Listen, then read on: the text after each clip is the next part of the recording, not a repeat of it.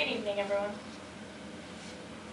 As a teen, it's been very difficult making close friends with people of my age because they often only want to talk and communicate through texting and social media sites. It seems no one even looks me in the eye when I talk to them anymore. They are just constantly through texting. It's very upsetting.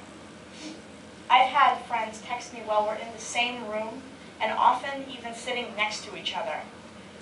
I've seen people perform music live on stage with a screen in front of them, thus losing the connection with the audience. This has been especially difficult for me because I enjoy social media and texting, but it is taking place of real face-to-face communication. It is meant to be an aid in existing relationships, not to base them solely through texting. This has been so frustrating for me that I decided to look up some numbers on the subject of teens and texting. In a study from California State University, 30 to 40% of teens said that they use texting and social media sites 2 to 4 hours daily. If you think about it, that is a fairly sizable bit of your evening after school. 71% said that texting is preferred over phone. And when asked how they would feel to not text for a day, 56% of girls and 35% of boys said it'd be okay because they have Facebook. Facebook!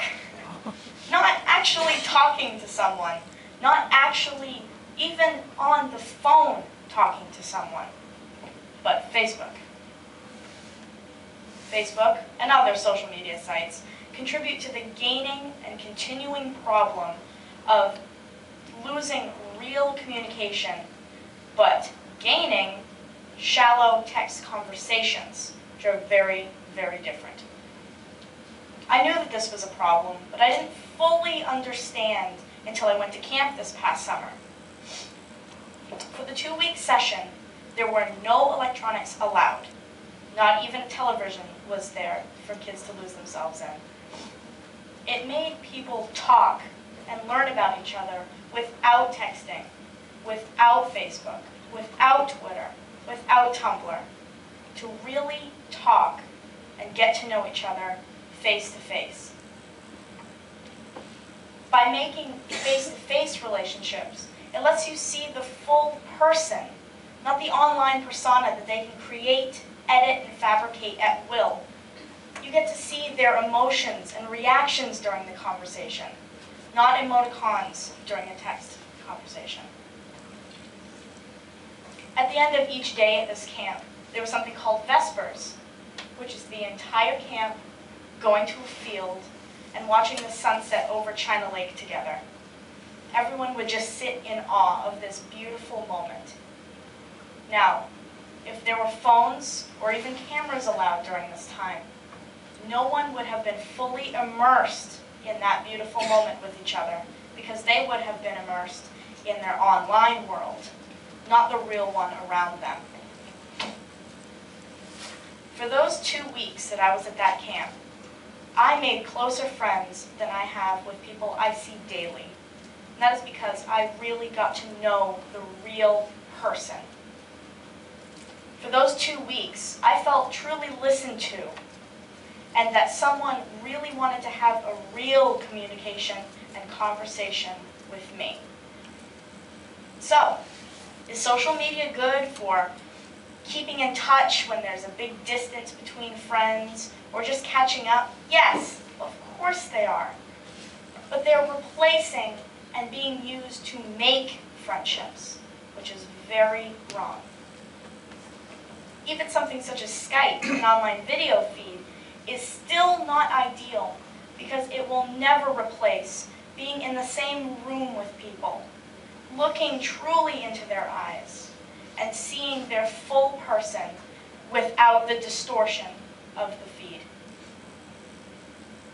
Even opportunities like this speech competition allows my generation to practice and gain skills to communicate effectively, to gain real friendships, to express ideas and to express themselves to an audience that is truly listening.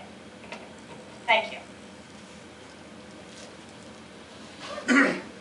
It sounds to me like you're saying that textual conversations, shallow friendships along this line, are dehumanizing the younger generation. Would you say that does or does not contribute to violence among people who might have had a propensity but not acted out on it?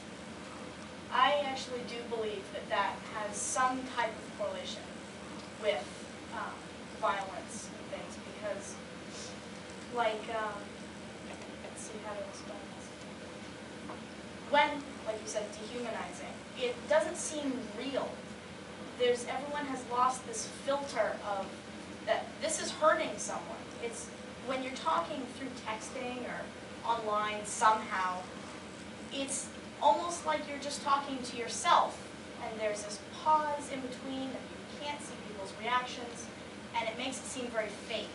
So after a while, you lose that filter and that feeling for someone, that this is a real person that has real feelings.